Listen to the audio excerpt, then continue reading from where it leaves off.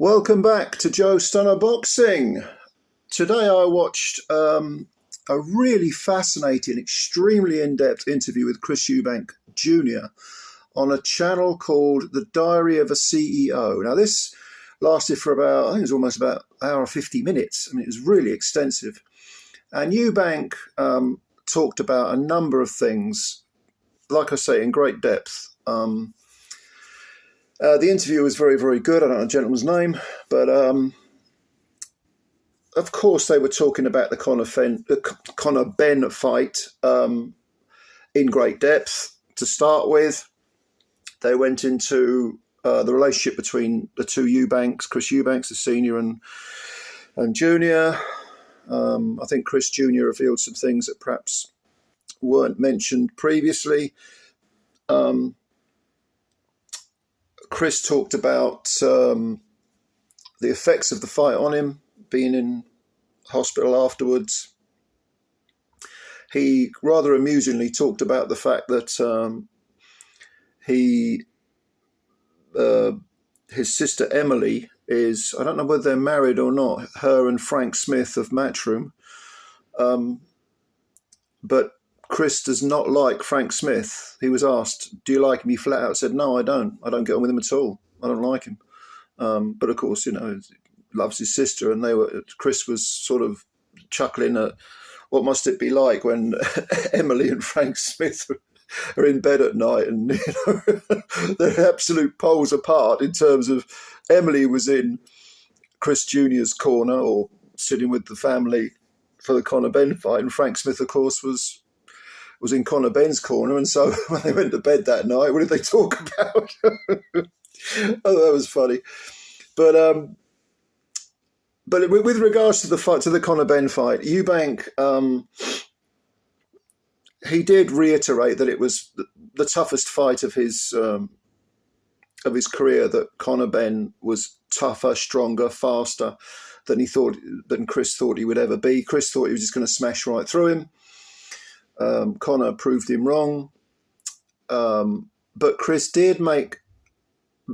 he was at pains to emphasize, I didn't shake his hand afterwards. I didn't hug him. I didn't, say good fight or anything, or congratulate him in any way. And that's because he's still a cheat. He's still a drugs cheat. He sets a very bad example for people, and I don't respect him. I don't like him. So just the fact that I respect him as a fighter doesn't mean I've forgiven him. He's shown no remorse for cheating. Chris reiterated that Conor Benn is a cheat. And yeah, I mean, he was absolutely immovable on that particular point, which I suppose you could argue shows a sort of moral consistency. It's not a case of, well, we had a great fight and you gave me the best fight of my career. You dragged things out of me that I knew were inside me, but previously I hadn't had to bring them out. So therefore I forgive you. Or, we'll forget about the PEDs. Oh, no. Chris was saying, no, I haven't forgotten at all. He cheated. I don't respect that. So he was immovable in that view. With regard to his father, excuse me, with regard to his father, he was talking about his father texting him around about 9 or 10 the evening before the fight. Chris then waited a couple of hours before texting back and, or phoned. I think he phoned him back. He said, what do you want? He said, and he was taken back by the fact that his father was so sort of cordial and, hey, how you doing, son? And, how you feeling? And how am I feeling? Well, we've been estranged for years. And last week you called me a disgrace. And, but his father did say, I want to be there for you, as we know. And so they arranged, to meet up, and they discussed everything. And Chris said that his father didn't ask him for anything, apart from maybe including a song, not simply the best, but another piece of music during the ring walk, which EUBANK Jr. said, I was like, oh God, he's taking a bit of a liberty here because he comes back into my life after years and now he wants to rearrange the ring walk. But in actual fact, Junior said that it actually worked really well. But apart from that, it wasn't a case of Senior turning up and saying, "Oh, I need £1 million" or anything like that. It was nothing like that. He wanted to be there for his son, and Junior stopped short of saying that he would have lost to Conor. I mean, he's not going to say that, even if he thinks it. I'm not saying he does think it. But he did say that during those last 3 rounds, the presence of his father did give him that added kick. I mean, I'm paraphrasing, but which I think isn't particularly surprising. Yeah. I mean, it was really quite fascinating to listen to him talk about his dad. He also said that he talked about how they fell out. He said that his father, he actually wrote a letter to his father saying, I'm in charge of my career now. I'm the boss. I'm the governor. And Chris Senior, who had complete control, and of course, I don't think we're playing amateur psychologists by saying that Chris Eubank Senior is a bit of a control freak.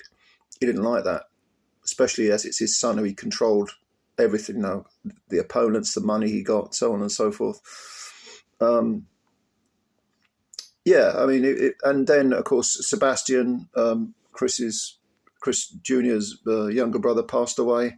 He talked about that and about how the fact that he's helping to raise his nephew, who's only 3 years old, and he said that the death of Sebastian really, really affected Chris Senior, as you would expect, incredibly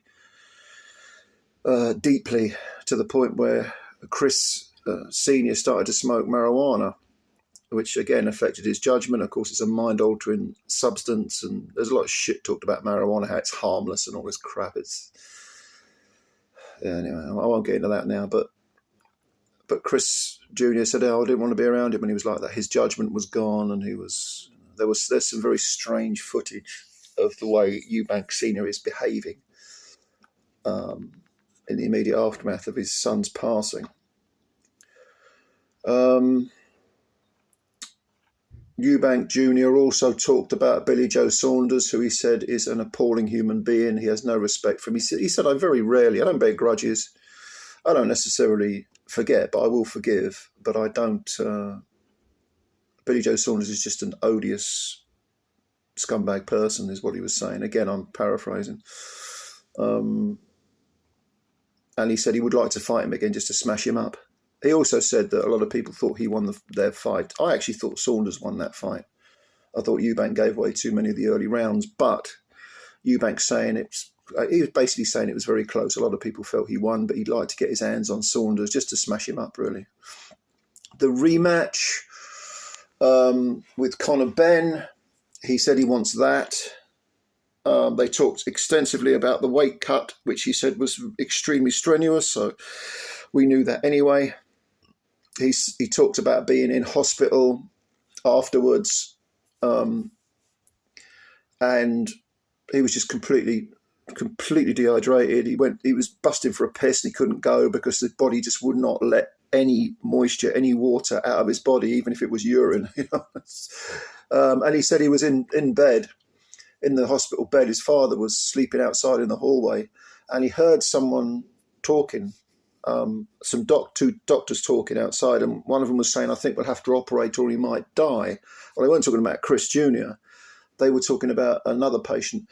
And Chris said, here I am, whining about being in this bed, and some poor sod down the hallway is facing death. What have I got to cry about?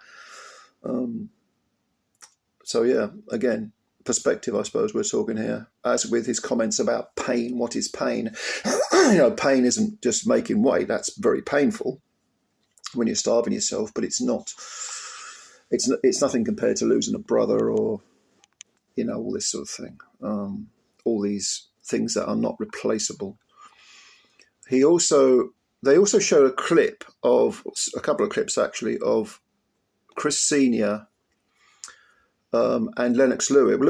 Lennox Lewis was visiting the Eubanks. There was I should point out, I don't know whether you know this, but about 20 years ago or so, there was 22 years maybe, there was a reality TV series called At Home with the EUBANKs, and all the children were there. Chris Jr. was the oldest. I think at the time he was about 13. And Chris EUBANK Sr.'s first wife, Karen, who was the mother of all the children, she was there. And they were, it would just followed their everyday life. And Lennox Lewis had visited Chris Sr.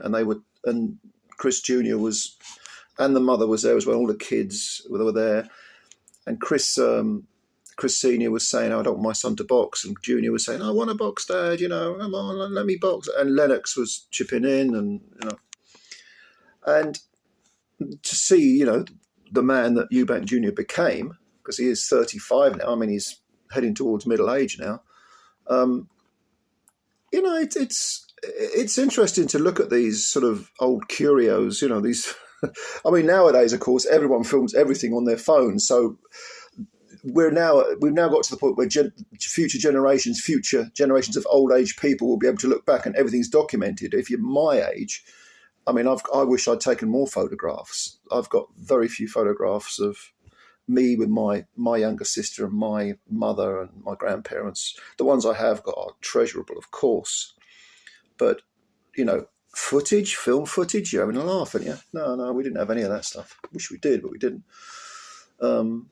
So to look back at those sort of family memories and to see the sort of seeds being placed in the young Chris EUBANK Jr., that was very, very interesting.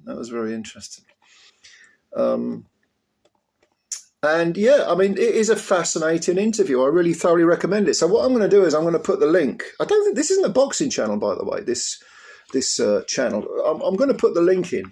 It's called The Diary of a CEO. And the young man who interviews these people, and some of them are, I think, politicians, some are activists, some are social commentators. He just happened to have EUBANK on there, but it is a fascinating interview that I recommend. So I'm going to put the link in the descriptions box for you to watch. It is an hour and 50 minutes, so put the kettle on. But yeah, very, very good. Very, very good indeed. See what you think. And if you've got any comments, leave them below, of course. And yeah, if you enjoyed this video, hit the like button, because they count them. And also, smash the subscribe button as well. Join us. Join the party. Plenty more videos to come. Plenty more from the past to watch if you're interested. And thank you, of course, for your support and your time. Spread the word about Joe Stunner Boxing. I'll see you later. Bye for now.